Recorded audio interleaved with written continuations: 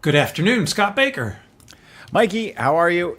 Glad to be here talking about today's field note on the Lead Better edition. And you are back from a vacation of sorts where you were out on a cruise ship. And Yep. I'll get to the headline of the field note here in a second. But my question is, I know what it's like when you're out, say, in southern Utah, where our organization does some retreats, and you're looking at the sky, and it's just incredible. What is it like on the cruise ship? Because I know there's lights around the ship, but when you're circling Iceland, are you getting Yes. northern lights? What are you seeing? Well, the sun never set one Oh, well, time. that's right. Yeah. So, which is a completely different frame of reference, right? We Yeah. live in a part of the world where, we get our normal 12 hours here and 12 hours there. But You even reminded me of that, and I was like, okay, I forgot about it. yeah, no, in these, for especially this 1 month of the year, we were there and the high was 60 degrees, which is the warmest week of the year, which was fun. But we didn't see any. We saw some snow on the mountaintops, but then, yeah, the odd thing was to be waking up if in the middle of the night, 3 o'clock, to use the restroom or whatever, and the sun is still out, right? And Yeah, right. And it never really got completely dark, but the only time the sun set was for an hour between like 1 and 2 a.m. And so Yeah. it was weird to never see nighttime the entire time we were there. I bet. Now, I mean, I don't know what they do on the cruise ship. I have blackout like curtains in my bedroom. I know people can use a mask, and sometimes I'll do that in a hotel room or something like that. But does that throw off your sleep? It does. gonna My get to wife's the film most important value is sleep, naps. Yeah.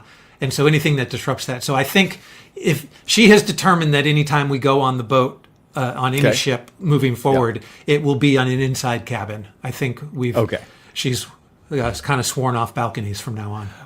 Well, yeah. Well, a mask. A sleep mask still works. You can Yes. do that and still have the best of both worlds there. Yes. All right. So now the main point here of the field note is leaders who act as Jupiter, which is a great title for a field note. And as we dive into the meaning of Jupiter, I actually learned some things from this field note that were really cool. And I think that actually the message of it was powerful. I like it a lot. Yeah, I originally heard this thought on a podcast that I was listening to. And it was an astrophysicist speaking with a popular personality. And it was just this offhanded mark that if it wasn't Yeah. for Jupiter, Earth would be in a ton of trouble. And I Yeah, was like, right. oh, what a powerful metaphor that might work in the way that leaders ought to examine. So Jupiter, of course, everybody knows is so much bigger than the Earth. Jupiter, as everybody knows, of course, because of that, has a huge gravitational force. But the amount of times the planet Jupiter is bigger than the Earth is not in equal distance to the amount of gravitational pull. The amount of gravitational pull that Earth has, it's 20,000 times stronger on Jupiter, which is just crazy. So its ability to pull in asteroids and comets and That's it. That's Yeah. it. So it's like a giant vacuum cleaner just sucking everything toward it. yes, the asteroid belt that we have between Mars and Jupiter is because of Jupiter's strong gravitational force.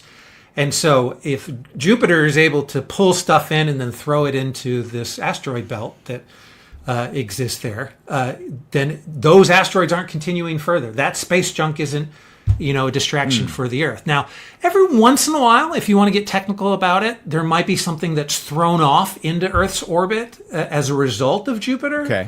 Right. But as a whole, we would much rather have Jupiter in our neighborhood than not have Jupiter in our neighborhood. Right. It serves us very well. Yes, and so we'll dive in here into the analog to leadership. But does this, if it's attracting all of this space junk and other things, could it also be the reason why the non-human intelligences haven't actually made it here? Are they getting pulled in and they're just setting up shop there? Do you know? No, I think the Fermi paradox is more solved by the theory that we're in a simulation more than where the All right. Well, great. Yeah. Now to the analog of leadership here, And which I did, by the way, because the word is in there twice as an analog, which is kind of a technical term, and analogy is sort of a way that we often talk about it. But there is it saying that no, the way that Jupiter functions is the way that a great leader functions, often in an organization. Right. That they can pull it if there's criticism and problems and disruptions and just junk coming through that they know would distract the team, would bother the team, would depress the team, would take away their confidence. The leader can act like Jupiter. It doesn't change the reality of the universe, but the role that they're playing is 20,000 times the force field. Yes. And unfortunately, I think the analog that most leaders have in their brain is to act as the sun. Right, exactly. Is to act as this, and not only like I'm the one who provides all the resources for you, but everyone needs to kind of rotate around me. So the way that the organizations are set up, is very flat. Everyone knows I'm at the top, but this is a flat organization. I've got 500 direct reports, and if anyone ever needs anything, they come to me for it. And so their whole organizational structure is very heliocentric, right? And they're going to make sure that there's all kinds of reasons why they might think that way, but it's not sustainable.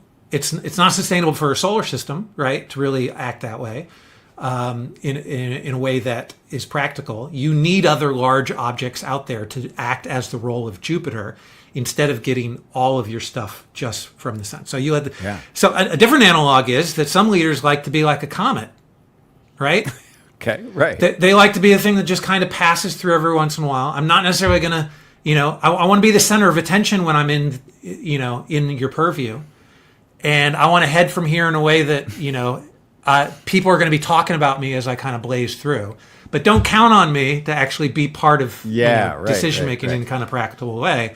I'm just going to be this, not even the center of attention. I'm going to be the object of everybody's attention crossing the sky. Briefly. Yeah. Right. Yeah. Which you can imagine if your company has 12 operations in different countries and the CEO comes to visit one of them once a month, you're not going to see that person until a year from now, and they kind of probably feel like a comet. I mean, you see their name and you see other messages, but they just kind of come in and out. Right. And they're not really dominant. But wow, when you think about it here, okay, we got this great field note, leaders acting as Jupiter, but we already have two powerful lessons of this, which is you as the leader can act like Jupiter, and you shouldn't act like the sun. Yes, right. Or a comet. Yeah. Or a comet. Now, but I was thinking the two, and then you added the third, and I was like, bam! All right, we're getting more wisdom per line, as I often say sometimes around the organization because we have this other podcast that we do live just with our subscribers to our main platform, and I'm like, this is behind a paywall. Holy cow, is this stuff good? Yeah. Right? Like more wisdom per minute. So and we love talking about the field notes every day. And we're going to start doing live Q&As for the Substack field notes audience here, soon. So all of that's exciting. But when you look at there's a lot to think about here, particularly for a Sunday field note, because you can go into this week thinking about, how am I acting like Jupiter? How am I taking on and keeping my teams focused, their attention where it needs to be? And by the way, that's probably an increasingly big part of the leader's role. Yes. Helping people to stay focused and draw their attention to what matters most. And you don't really see this until you're in a leadership role, but your job is not to surround yourself with other people who can take distractions from you. And a lot of people think that that's all that it is. And their way of thinking about delegation is about, I'm giving this to Mars, I'm giving this to Venus, and I'm passing all this off so that I don't have it. I'm just going to sit here in the middle and dole out responsibilities and resources. But one of the best things that you can do as a leader is to free your team up to be the most effective at they are. And so for you to act with your strong gravitational force to say, I can easily accept that distraction. I can at least redirect it so that I can keep you on task. I can keep you on focus. is a hugely valuable thing for us to do. So if somebody under your purview is saying like, I'm feeling a lot of pressure from this area because they messed up over here, and so as a result, I'm doing double duty. Is there any way you could take this off my plate? That person might not be able to do it, but if I'm Jupiter, I can just kind of attract that thing over here. I can use my gravitational power to be able to, instead of just saying, oh, no, that's just the way that you're doing it, right? Let's figure out how to be able to make your team the most efficient version of themselves possible, right? In the way that Jupiter has this relationship with Earth that allows it to actually thrive and survive the way that it does in our solar system. It's a beautiful picture to be able to do that. Yeah. And so practically, there's a couple good examples here in this field note, right? So when a missile's coming at our team, right? A missile of space junk just coming directly at it, that when it hits, it's going to do some real damage, right? Yeah. And maybe the leader knows about it first.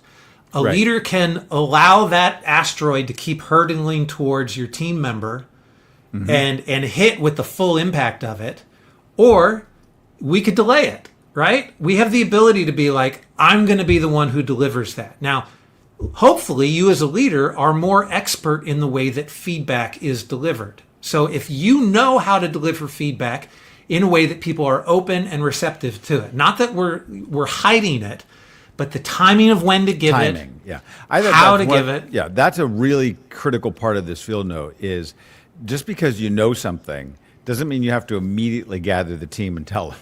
Yes, right. Yeah. Right. And so it works that way with feedback. It works that way with all kinds of information that you're alluding to, right? What we talked about in yesterday's field note is the same way. Like if you know there's a giant layoff situation coming, yes, people will want to know that as soon as possible.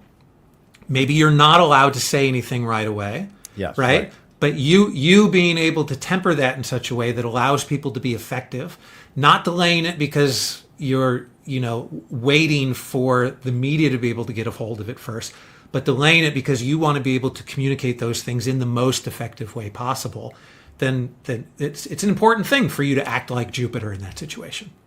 Yeah, and again, as you said, you're not trying to hide information. You're actually trying to give everybody their best chance to perform at the level that they need to. Right. And we see this as parents. I mean, there are things that your kids don't need to know right now. It's not that you're lying to them. It's just that they don't need to know that right now. Yeah. And how that information comes out, I would say that that's actually something that that probably, like I've seen in marriage now, having been married for a good while, that early on you feel like I got to say everything. Like I got to, where you're like, you actually don't. Like, first of all, a lot of stuff just doesn't matter. And you realize, I don't have to complain about that. That's not a big deal. And you find out if you just don't say anything, it's not a big deal. Right. But more often it's just saying, well, when's the appropriate time to talk about that? So that you're creating the best environment for the best potential outcome. Right. And I think that there's a lot to be said for that. That's beautiful, especially in a married relationship. And you've got these kinds of very close relationships with your colleagues as well. Yep. But in a partnership like marriage, you have the potential of being Jupiter for each other in so many different ways. Yeah. And the number of ways that this kind of works, that says there will be times where I'm Jupiter and you're Earth, and there'll be times where you're Jupiter and I'm Earth, right? And so allowing things to grow. And so the analogy kind of falls apart as to like where Earth really is. Maybe it's your kids that we want them to grow in an unrestricted way. But it's a good thing to be able to recognize that, your ability to absorb trouble for your team so that they can be the most productive that they can is a really key here, where very often leaders don't go into their role with that being the most advantageous thing that they can do. Yeah. Well, let me underline one other small point on this. You can't ignore Jupiter, right? So I sometimes pull out the app, one of the sky apps on my phone, and my youngest, who's 11, will look at the sky and we'll look and see, oh, there's Venus, there's Mars. Sometimes you get to see Jupiter at the same time. There's Saturn over here, and you kind of get to recognize where that star pattern is, for a while. And Jupiter certainly is like, boom, there it is, right, when you can see it. And Even when it's light all day long and all night long, I bet you can still see Jupiter. Still see Jupiter. So, however, the goal here is not for a leader who's being Jupiter, who's absorbing the impact of all of this distracting stuff, to be like, see all the bruises and cuts that I'm taking for the team. Yeah. No, it's actually best if they don't even realize that you're being Jupiter. Right. And that's the other hard part. Can you be the leader who's Jupiter and absorbing all the junk and not making a big deal about it? It's just part of why you're in the chair. And then everybody else just goes about like everything's wonderful. Yes. So don't act like the sun. Don't act like a comet. And don't act like Uranus. Right? Act like Jupiter. Yeah. There you go. Okay. Thanks, All Mikey. right. Thank you. See you later.